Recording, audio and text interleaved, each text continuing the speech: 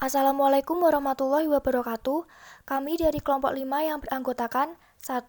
Hani Putri Indah, 2. Gita Suci Amaril, 3. Hanifah Lasifah, 4. Eudiana Pratnya, 5. Aldila Tiarani. Pada video presentasi ini, kami akan mereview artikel kompensasi yang bertema reward dengan judul The Future of Reward Management from Total Reward Strategies to Smart Reward.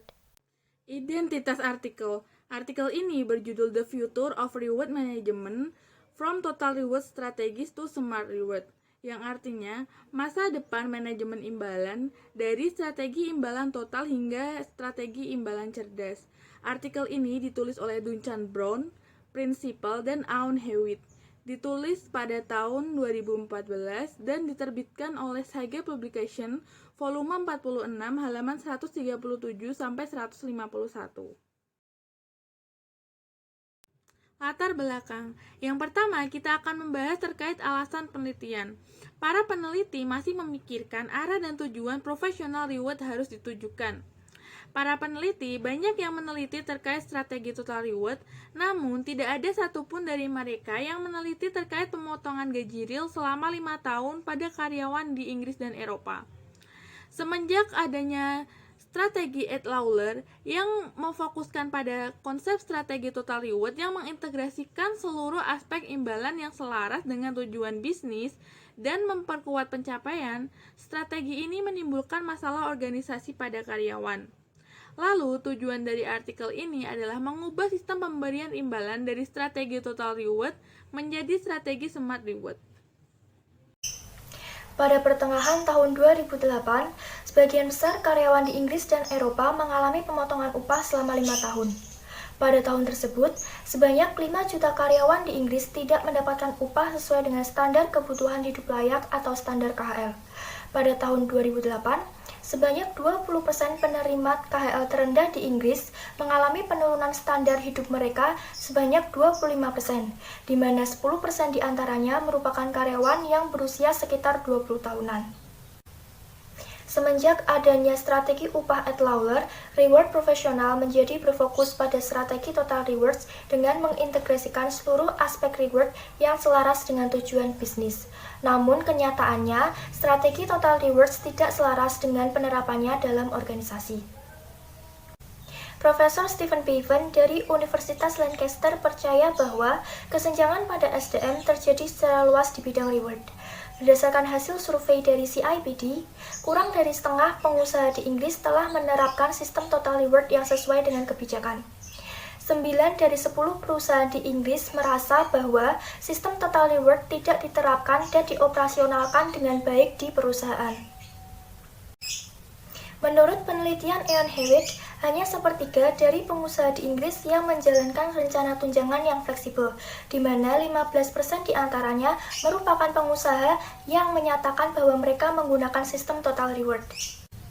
Setelah periode resesi pasca tahun 2008, sistem total reward banyak ditinggalkan oleh perusahaan karena tidak lagi sesuai dengan waktu, penawaran, dan minat kerja karyawan. Sejak saat itu, banyak perusahaan yang mengurangi tunjangan pensiun karyawan dan meningkatkan kontribusi karyawan yang bermutu rendah dengan menerapkan zero hours contract dengan memfokuskan pada pengendalian biaya dan resiko daripada agenda yang berorientasi pada karyawan. Selanjutnya, saya akan menjelaskan mengenai hipotesis penelitian dan pengembangannya. Pertama, strategi ketenagakerjaan Jeff Bezos yang terkenal di Amazon, yaitu orang-orang yang bekerja di sana adalah untuk bersenang-senang, bekerja keras, dan menciptakan sejarah. Nilai-nilai tersebut menjadi wadah atau jembatan aspirasi untuk keringkasan, kejelasan, dan keterlibatan karyawan dalam bekerja yang tentunya kesenangan pekerja akan tercapai dengan adanya imbalan dari perusahaan atas kerja keras yang mereka lakukan. Dalam menerapkan prinsip-prinsip tersebut, penting pula melakukan pendekatan pada nilai-nilai perusahaan dan strategi manajemen imbalan. Maka terciptalah hipotesis 1, yaitu fokus yang lebih sederhana pada nilai dan prinsip inti perusahaan mempengaruhi pelaksanaan praktik penghargaan yang mampu meningkatkan bisnis dan keterlibatan karyawan. Yang kedua, publisitas Big Data menyoroti bahwa masalah evaluasi pemberian imbalan adalah kurangnya data. Namun, sekarang masalah yang timbul adalah masalah baru, yaitu terlalu banyak data dan berada di tempat yang berbeda-beda. Misalnya, data pembayaran dan pemasok penggajian dialihdayakan, data biaya ada di keuangan, data pelanggan ada di pemasaran, data keterlibatan ada di komunikasi, dan lain-lain. Saat ini, fungsi sumber daya manusia menyadari bahwa kebutuhan untuk mengintegrasikan data sangat penting dilakukan demi menghasilkan informasi yang berarti dan mendukung peningkatan kinerja serta manajemen imbalan. Maka terciptalah hipotesis yang kedua, yaitu dasar atau data yang lebih kuat dan lebih banyak bukti dengan ukuran keberhasilan mempengaruhi pelaksanaan praktik penghargaan yang mampu meningkatkan bisnis dan keterlibatan karyawan. Yang ketiga, memenuhi kebutuhan karyawan dengan imbalan tidak hanya menjadi bisnis top-down atau biaya yang perlu dikeluarkan atau dibayarkan berdasarkan kesepakatan di ruang rapat eksekutif. Pemberian imbalan merupakan persyaratan yang jelas tetapi kurang terwakili secara serius di banyak perusahaan dan fokus biaya dalam beberapa tahun terakhir. Data keterlibatan karyawan dan apa yang dipikirkan karyawan harus menjadi matriks kinerja utama bagi pemberi kerja manapun. Maka terciptalah hipotesis yang ketiga, yaitu menekankan keterlibatan karyawan melalui penghargaan dan komunikasi yang lebih baik, mempengaruhi praktik penghargaan yang mampu meningkatkan bisnis dan keterlibatan karyawan. Yang keempat, terlepas dari lonjakan teknologi komunikasi yang lebih murah dan lebih efektif pada banyak organisasi, pembayaran gaji menjadi lebih tidak jelas dan prosesnya kurang dipahami, sehingga membuat kebanyakan orang tidak percaya. Lebih banyak perusahaan juga berkonsultasi pada penasihat eksternal dalam mengembangkan perubahan pemberian imbalan daripada berbicara dengan karyawan mereka. Terdapat kesenjangan hampir 30% dalam persepsi positif tentang gaji dan tunjangan antara pemberi kerja dengan tingkat keterlibatan karyawan tertinggi dan rata-rata di Eropa. Berdasarkan survei yang dilakukan Aon Hewitt, organisasi berkomunikasi dengan karyawan tentang imbalan hanya sekali dalam setahun dan sepertiga karyawan menganggap bahwa hal tersebut hanyalah sebagai bagian dari proses strategi keterlibatan atau formalitas saja. Fungsi dari Smart Rewards menyatakan bahwa transparansi tidak dapat dihindari dalam masyarakat modern seperti sekarang ini. Mereka memetakan rencana penghargaan mereka sebagai latihan perubahan manajemen dan memiliki strategi komunikasi pemasaran yang terperinci, mendefinisikan pesan inti melalui media untuk setiap audiens pemangku kepentingan, dan melakukan tahapan implementasi dengan tepat.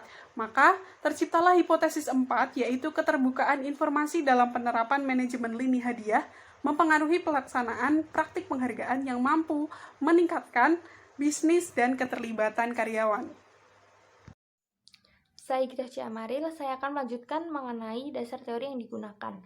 Yang pertama adalah reward strategies atau pemberian penghargaan.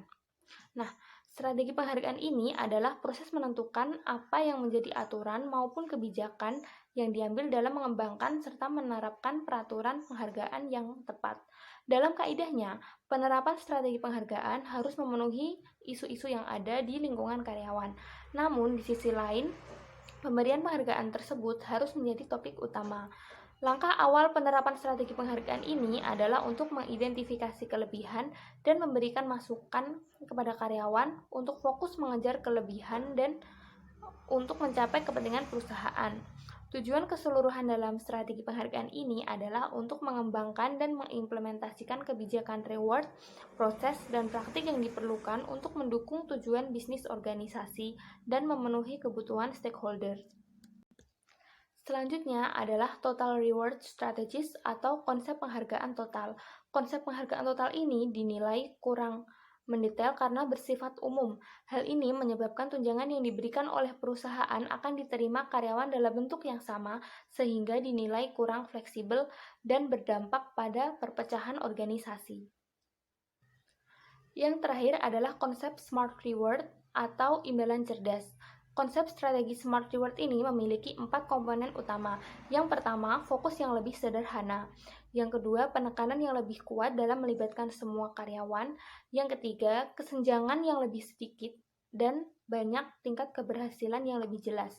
Dan yang terakhir adalah tidak terlalu fokus pada keinginan dan desain, namun lebih banyak menekankan pada komunikasi dan penyampaian antar karyawan. Kemudian poin selanjutnya menjelaskan mengenai hasil penelitian atau hasil dari case study, yaitu beralih ke smarter reward management atau manajemen penghargaan yang lebih cerdas. Konsep mengenai total reward sendiri dianggap sudah tidak berarti atau sudah cukup kuno semenjak terjadinya penghematan ekonomi dan ketidaksetaraan pasca resesi, dikarenakan pendekatan ini sudah cukup umum dan tidak terpikirkan dalam konsep tunjangan fleksibel, sehingga dimunculkan pendekatan baru yang dianggap lebih efektif yang diberi nama smart rewards. Brown sendiri menyimpulkan bahwa pendekatan ini lebih baik dalam meningkatkan praktik penghargaan yang dianggap dapat meningkatkan bisnis dan melibatkan karyawan dalam konteks kontemporer yang menghargai profesional dan kebijakan.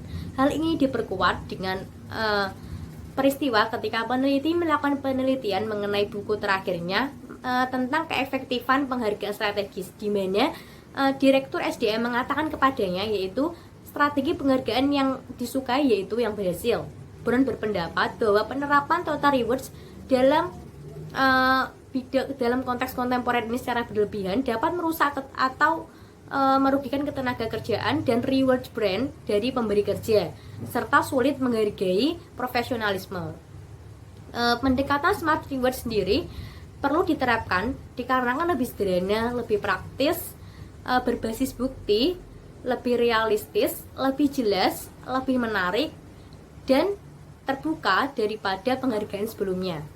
Pendekatan ini lebih strategis dan layak untuk mempengaruhi dan efektivitas bagi para profesional penghargaan, karena menerapkan smart rewards lebih mudah membedakan organisasi kita dengan organisasi yang lain dan memungkinkan terwujudnya wujud praktik kebijakan tujuan organisasi supaya dapat meningkatkan bisnis dan penghargaan yang melibatkan karyawan dalam suatu organisasi. Poin selanjutnya menjelaskan mengenai implementasi dan opini penelitian, di mana Brown menjelaskan smart rewards berdasarkan 4 komponen utama, di antaranya yang pertama, fokus yang lebih sederhana, jelas, fleksibel pada beberapa nilai inti. Yang kedua, pendekatan yang lebih berbasis bukti dengan evaluasi imbalan yang jauh lebih baik dan lebih proaktif. Yang ketiga, pendekatan yang lebih kuat untuk melibatkan semua karyawan. Yang keempat, penggunaan data keterlibatan yang jauh lebih baik. Pengusaha harus mulai mempertimbangkan bagaimana mereka dapat meningkatkan lingkungan kerja karyawan untuk mengimbangi gaji yang rendah, misalnya sektor makanan cepat saji seperti McD dan KFC. Mereka telah menyadari bahwa bayarannya rendah, tetapi mereka tetap dapat mencoba untuk memiliki lingkungan kerja yang kreatif dengan menawarkan peluang. Berdasarkan berbagai pendapat Brown dan pendapat seorang ahli bernama Martha Howe dari perusahaan konsultan Aon menyatakan bahwa menyetujui gagasan tersebut dan mengakui bahwa total reward dianggap sudah tidak berlaku. Dengan berbagai pemikiran strategis mengenai smart rewards layak diimplementasikan dalam organisasi, dikarenakan pendekatan smart rewards akan memunculkan keuntungan bisnis dan melibatkan karyawan dalam kebijakan dalam suatu organisasi tersebut. Dikarenakan kebijakan ini dianggap cukup fleksibel dan lebih sederhana serta berbasis bukti, serta dalam penekanan pada keterlibatan kerja yang lebih fokus pada komunikasi dan penyimpangan yang terjadi guna memenuhi kebutuhan penghargaan. Poin terakhir menjelaskan mengenai pro smart rewards atau kontra terhadap total reward. Dukungan terhadap smart rewards terjadi karena anggapan bahwa total reward tidak lagi sesuai untuk diterapkan dalam organisasi. Ketidaksesuaian ini terjadi karena seiring berjalannya waktu, pelaksanaannya sudah tidak sesuai dengan apa yang telah dirumuskan sebelumnya, di mana hal ini dibagi menjadi 4 komponen. Yang pertama, masa depan yang menarik. Hal ini hanya menjadi janji manis belaka, di mana imbalan akan masa depan yang menarik seolah hanya iming-iming saja, di mana banyak pekerja yang merasa bahwa kinerjanya mendukung pencapaian tujuan organisasi, tetapi organisasi tidak memberikan imbalan yang sepadan. Yang kedua, pertumbuhan individu. Hal ini seiring berjalannya waktu, karyawan dituntut untuk menjalankan tugas sesuai dengan kemampuan yang ia miliki dan belajar secara mandiri untuk mendapatkan kemampuan baru tanpa ada pelatihan dan pengembangan untuk keterampilan yang lain. Yang ketiga, tempat kerja yang positif. Seiring berjalannya waktu, hal ini tidak sesuai karena tempat kerja menjadi tidak positif, seperti adanya berbagai masalah, diantaranya perundungan, kekerasan, atau masalah lainnya. Terkadang manajemen perusahaan tidak mengetahui adanya hal tersebut, baik karena kurangnya peka terhadap masalah atau terhadap keadaan emang sengaja disembunyikan dari pihak manajemen. Yang terakhir, gaji total. Dalam kenyataannya, elemen gaji total tidak terdistribusikan dengan baik. Masih terdapat ketidakselarasan dalam pelaksanaannya, termasuk waktu penggajian dan atau porsi gaji yang tidak sesuai.